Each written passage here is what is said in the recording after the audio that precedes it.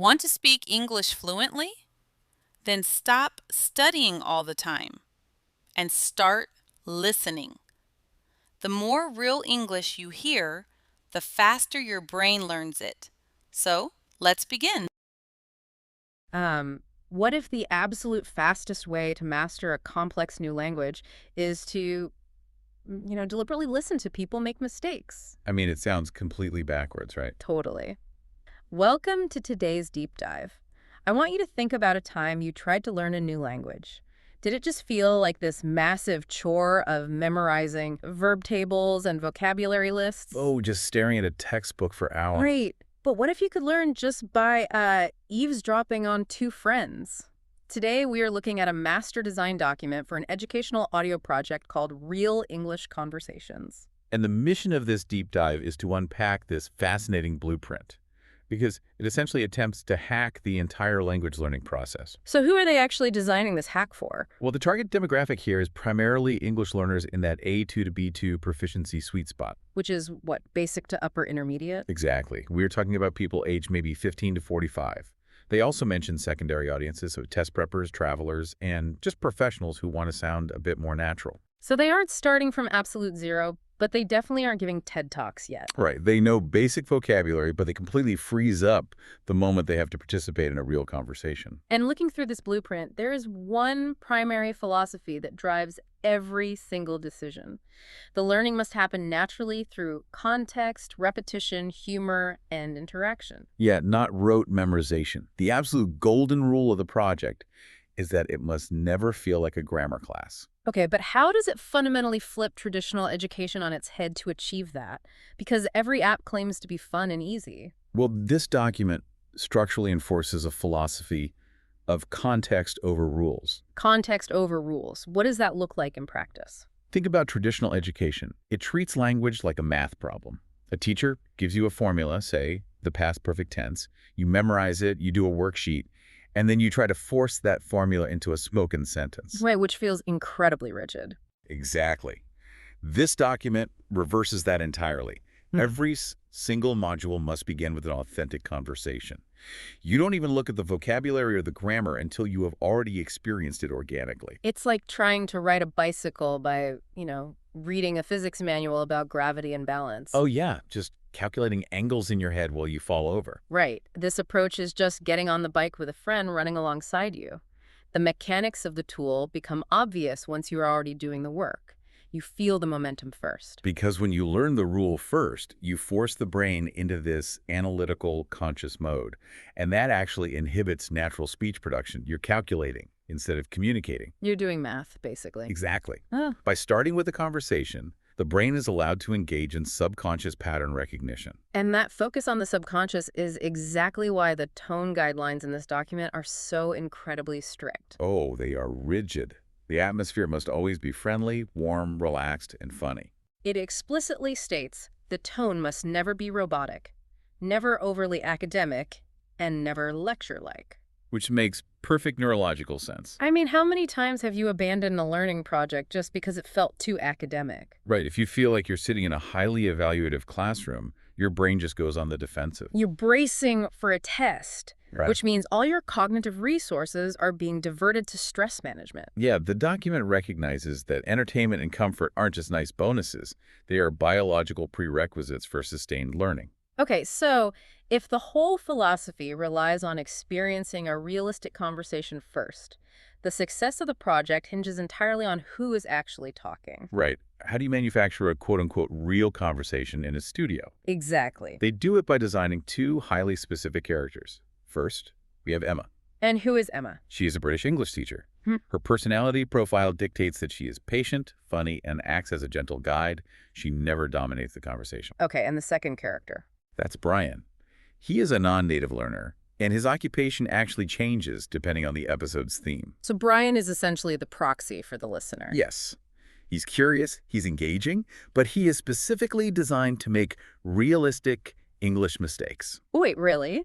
Deliberate mistakes? Yes, he struggles with the exact same phrasing or vocabulary that the target demographic struggles with. I have to challenge this design choice. Go for it. If someone is dedicating their limited free time to an educational tool to learn correct English, Isn't it risky to intentionally broadcast someone making errors? You'd think so. Yeah. Traditional educators shared that exact concern. Like, won't the listener just absorb Brian's bad grammar? If I want to learn a complex piano piece, I don't listen to someone hitting the wrong keys over and over. The old guard definitely believes in providing only flawless input. But this blueprint addresses it by using Brian's errors as natural learning opportunities. They aren't just left hanging there. So Emma corrects him. Gently, yes, in real time. What they are actually modeling isn't just vocabulary. They're modeling the psychological process of making an error, surviving it, and being corrected without shame. Ah, so they are intentionally targeting the listener's conversational anxiety. Exactly. They are lowering what linguists call the affective filter. The affective filter, meaning like that psychological wall our brains throw up when we are terrified of looking stupid in front of native speakers. That's the one. When anxiety is high, the affective filter goes up, and your brain literally blocks language input. So you could hear a word 50 times, but if you're panicking, nothing sticks. Right. But by hearing Brian stumble, search for a word, and recover safely with Emma's help, the listener's affective filter drops. The fear of failure is just removed from the environment. Speaking of the messy reality of conversation, this document goes way beyond just grammatical mistakes. It has specific rules for the dialogue style itself. Oh yeah, it mandates the inclusion of interruptions, hesitations, natural pauses, everyday expressions.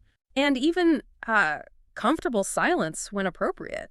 Which is wild because for audio production, dead air is usually considered a massive mistake. Right. You're taught to edit all of that out. But here, they are intentionally weaponizing dead air to build authenticity. Well, when we hear overly polished, perfectly alternating dialogue, like a standard textbook CD, our brains instantly categorize it as artificial. It sounds fake. Completely fake. Mirror neurons in our brain are constantly scanning for authentic social cues. The ums, the ahs, the micropauses, those indicate cognitive processing. They tell our brain, hey, this is a real human thinking in real time. Exactly. So when the listener hears Brian pause to search for a word, their mirror neurons recognize a genuine human struggle, which naturally lowers their own anxiety. It elevates it from a sterile data transfer to an actual social bond. It's a brilliant way to hook someone, but they do eventually have to transition from a friendly chat into actual measurable education, right?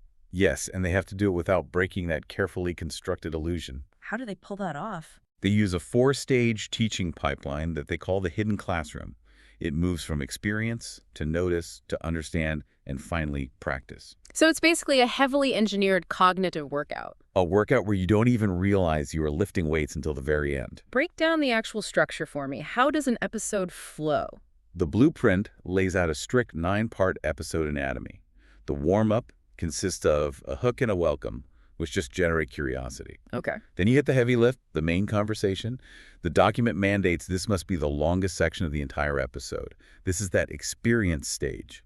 No pressure, just listening to Emma and Brian navigate a topic. It functions exactly like a magic trick. How so? The experience stage is the performance. You sit back, you watch the magician make the coin disappear, and you just enjoy the illusion. Right, you're just engaged in the story. Yeah, and you only move to the notice and understand stages, which is where the magician pulls back the curtain to show you exactly how the trick was done after you've been amazed. Right, because if they explained the sleight of hand mechanics before doing the trick, you would walk right out of the theater. Exactly. So what happens after the conversation? It transitions into the cool down and analysis phases. Emma highlights 10 to 15 interesting vocabulary words that naturally occurred. And then the grammar. Then comes grammar and context. And there's a very specific rule here. Emma can only explain grammatical patterns the listener just heard. That is so smart. So she's only talking about the specific past tense verbs Brian actually used 2 minutes ago. Exactly. She isn't dragging out a chalkboard to diagram the entire history of irregular verbs. The explanations help learners notice patterns, rather than presenting abstract rules. It keeps the learning tethered to reality. It prevents the listener from drowning in theory. After that, moving from theory into application, we get a pronunciation focus and speaking practice. And the document encourages techniques like shadowing. Shadowing, where the listener is prompted to speak aloud in tandem with the audio, right? Matching the rhythm and intonation. Yes, it forces active participation. The mechanics of shadowing are fascinating because it's not just a memory game. You are fundamentally training your vocal cords. It's a physical exercise. It really is. You're building biomechanical muscle memory in your jaw and tongue to form phonetic shapes you aren't used to making, all while forcing your brain to match the speed of a native speaker. It perfectly bridges the gap between passive understanding and active production. Then the workout ends with a real-life challenge, like a practical task for the listener and a preview of the next topic. That tightly structured 9-part blueprint is perfect for a single sitting, but language acquisition is a multi-year marathon. It is. The dropout rate for self-taught learners is massive. So how does this project ensure the listener keeps coming back for months or even years without burning out? They manage the long-term progression across 4 distinct seasons. They scale the difficulty very intentionally. What does that progression look like? Season 1 starts at an A2 level, so simple vocabulary, slow pace, high repetition to build a foundation of confidence. Slowly removing the scaffolding. Right. Season 2 moves to B1, bringing in longer conversations and natural speed. Then, Season 3 hits B2. And that's where they introduce idioms and phrasal verbs, right? Along with conversational storytelling. Yes, which is a massive cognitive leap. Oh, absolutely. Understanding an idiom means you have to stop translating words literally in your head. Like when someone says it's raining cats and dogs, you aren't picturing animals falling from the sky, you're processing the language culturally. Exactly. And finally, Season 4 reaches advanced. Debates, humor, complex discussions on current topics. The document also has a massive list of relatable, everyday topics. Oh yeah, it covers everything. Early seasons tackle survival English, like navigating an airport, ordering food, or checking into a hotel. And the later seasons. They dive into workplace networking, emergency situations, understanding cultural differences. Very practical application. Which is a great curriculum framework. But I want to talk about one of the most fascinating parts of this document. It's a section buried a bit further down called emotional design. Yes, this part is brilliant. It's so rare to see educational materials prioritize the user's emotional state over the raw data points. They didn't just map out a curriculum, they mapped out exactly how the listener should feel.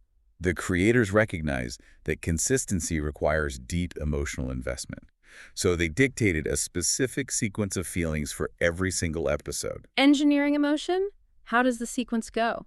The listener must feel curious at the hook, comfortable during the conversation, successful during the grammar breakdown, confident during the speaking practice, and ultimately motivated to return. Look closely at that sequence. Comfortable during the conversation, followed immediately by successful during the breakdown. They're engineering a dopamine loop. Exactly. By making sure the listener can actually follow the grammar explanation, because it's tethered to the conversation they just comfortably survived, the brain registers a win. And that feeling of success triggers a release of dopamine. Which generates the motivation to come back tomorrow. Traditional education often uses the fear of failing a test as motivation. But this system uses the dopamine of small, consistent victories. The long-term vision stated in the document is for the listener to feel like they are just spending time with two trusted friends. Right, who just happen to be helping them improve. Huh. Emma and Brian's personalities remain incredibly consistent.